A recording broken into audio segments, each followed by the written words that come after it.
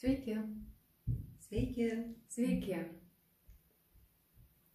Vėl susibūrėme įrašyti trumpą vaizdo įrašą ir šį kartą mūsų laukia naujas susitikimas – vienio savyje pajautimas.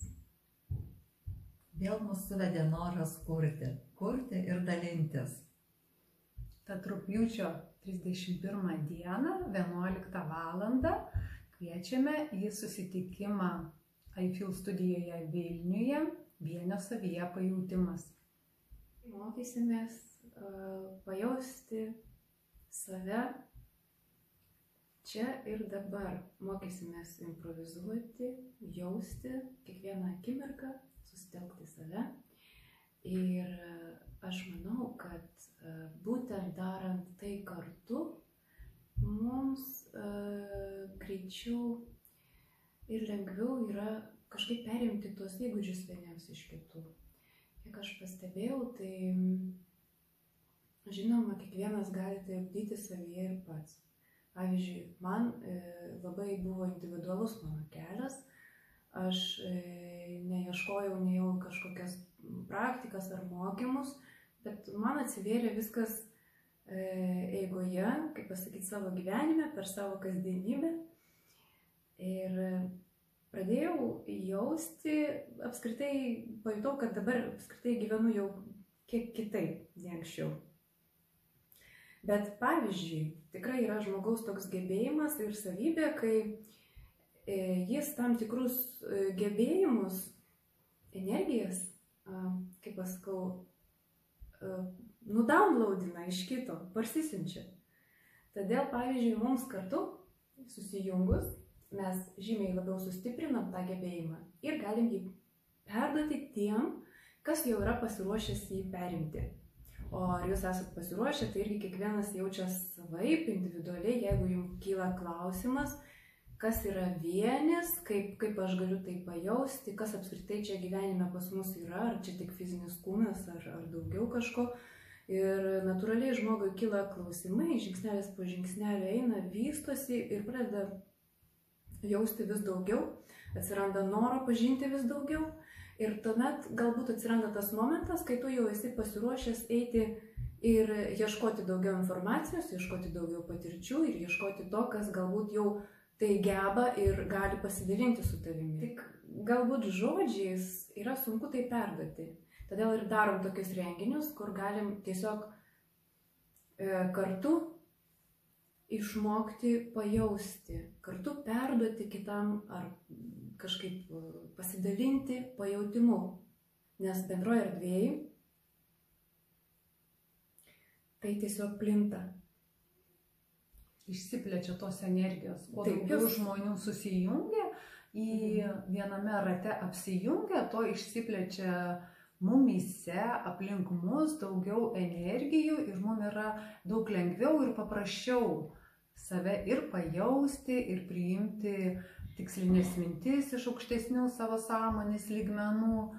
Už tai ir tas vienis reikalingas ne tik vienam yra,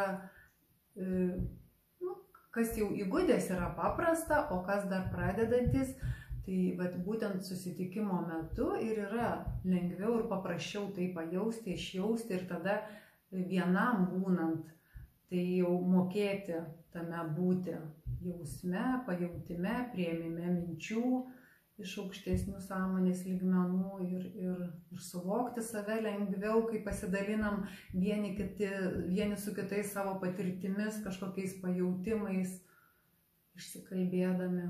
Tai būtent dar mes įgaunam patirčių vieni iš kitų, mes perimam ir įgaunam naujų patirčių, kurias paskui išmokstam irgi taikyti savaip, kažkaip jas išgyventi ir vėl plėstis, vėl pažinti daugiau savęs, savo vidinio pasaulio ir stebėti savo išorinį pasaulį.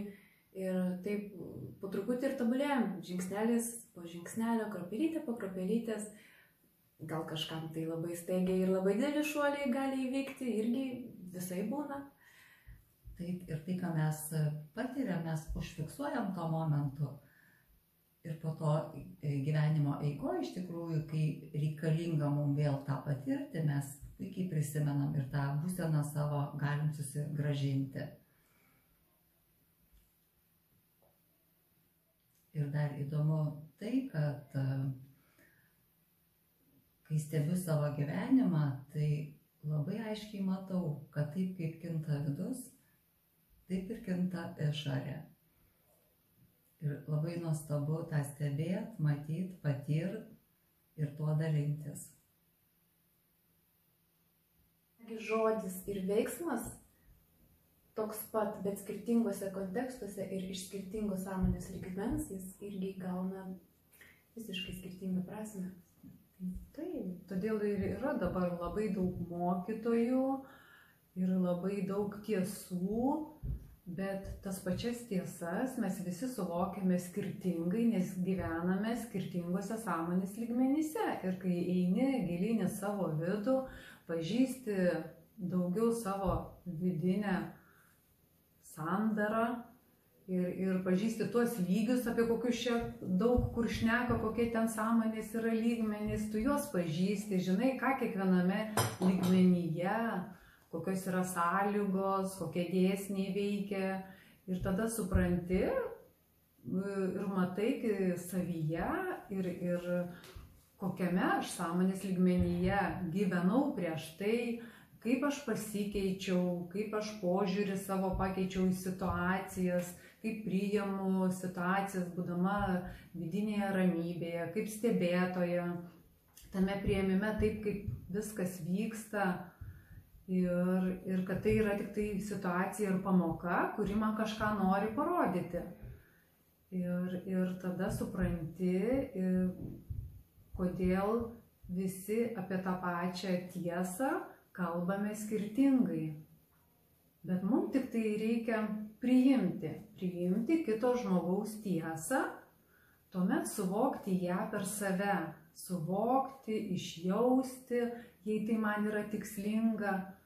Ir kai ją suvokiu per savo sąmonės lygmenis, per savo vidų ją suvokiu, tada ji tampa mano tiesa, tikra mano tiesa, gyva, kurią ir galiu dalintis su kitais, nes jinai mano patirta, išjausta, suvokta ir jinai ją pasidalinant su kitais žmonėmis, aš ir pasidalinu su tam tikro sąmonės lygmens energijomis. Kuo aš save pažįstu aukštesnėme sąmonės lygmenyje, tuo aš ir kalbėdama pasidalinu su kitais aukštesnėmis vibracijomis. Ir norėti reikia pirmiausiai savyje, savo vidų pažinti,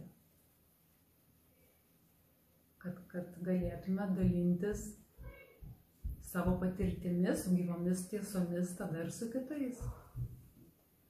Ir tas noras pažinti savo vidų irgi pastebėjau ateina pas visus visiems skirtingai, visiems savo laiku ir vieniem anksčiau, kitiem vėliau, tretiem gal ten dar kitoj kažkokiai bus inkarnacijai. Ir esmė yra išmokti mums priimti apskritai viską kaip egzistuojantį vienį ir išmokti priimti tas pamokas, galbūt žmonės ir situacijas, kurias mes gaunam, nes tai irgi yra esantis mūsų vienis, kaip mes galėsim apie tai daugiau galbūt plačiau pašnekėti susitikime.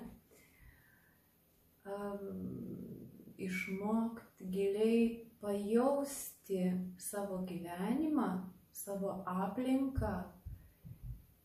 Ir kai tu pradedi tai jausti, supranti, kiek įtakos tam pats darai. Tada ir ateina suvokimas, koks tai yra apskritai vientisumas tavyje, aplink tave, kitose žmonėse, kiekvienam žolės lapelyje, medžio lapelyje, kiek tai yra vientisa. Ir išmoksti stebėti gyvenimą iš naujo. Tada prasideda tokie stebuklai gyvenime, kai tau nėra nieko šiaip savo ir atsitiktinio, kai tu į viską labai kreipi dėmesį, visko labai džiaugiesi, priimi kaip dovana tą gyvenimą, aišku, ateina ir pamokos, bet ir jas išmoksti kitaip, į jas žiūrėti ir išgyventi ir pasidaro žymiai įdomiau ir žymiai lengviau, vis lengviau gyventi. Nes tu jau supranti, kad kažką supranti ir dar supranti, kiek daug visko yra suprasti. Ir tiesiog sakai savo, bet kaip įdomu. Įdomu ir supranti, kad gali keisti, pats gali keisti. Įdomu darosi. Tik tai priklauso nuo tavo to sąmoningumo. Ir kai tai pajuti, tada vis įdomiau. Tai va, kad tas sąmoningumą savo ugdyti, tai vėlgi kiekvienas gali į savo individualių kelių. Yra ir žmonių, kurie galbūt visiškai nežino tų terminų ir žodžių, aukštų frazių, bet jie absoliučiai gyvena harmonijoje ir dėkoja rytą vakarą Dievui už viską, ką turi. Yra tokių, kurie nori kaip tik labai viską protų suvokti, išmokti terminologiją, išmokti pamokas, teisingai atlikti praktikas ir tik tada perėję per tą kelią supranta, kad gal ir ne tai dar. Ir kokie mes visi esam skirtingi, bet kaip savaime vis tiek kiekvienas stiebiasi į tą vienį ir po truputį vis tiek įeina į tai, eina į tą suvokimą to vienio keliu savaime, nes toks yra mūsų kūrinijos ir tikslas. Ir augti savyje. Pažinti, augti, plėstis. Tai va, labai smagu, kad mes trise irgi susibūrėm.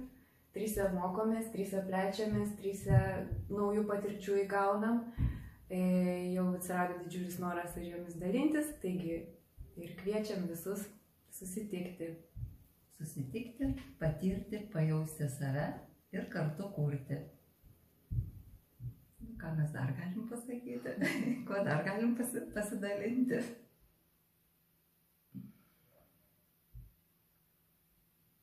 Dar kartą pakviesti, susitikti ir patirti su mumis drauge naujumo.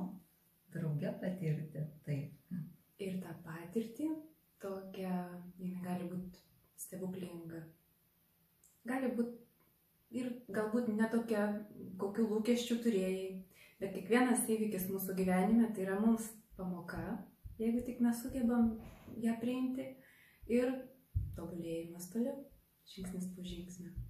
Taigi kviečiame ateiti kartu, mokytis išjausti save, savo kasdienybę, tobulėti ir augti. Ir gyventi džiaugsme, vienyje, su absoliutu, su viskuo, kas yra Mumise, mūsų viduje pirmiausia. Iki susitikimo. Iki, laukiam.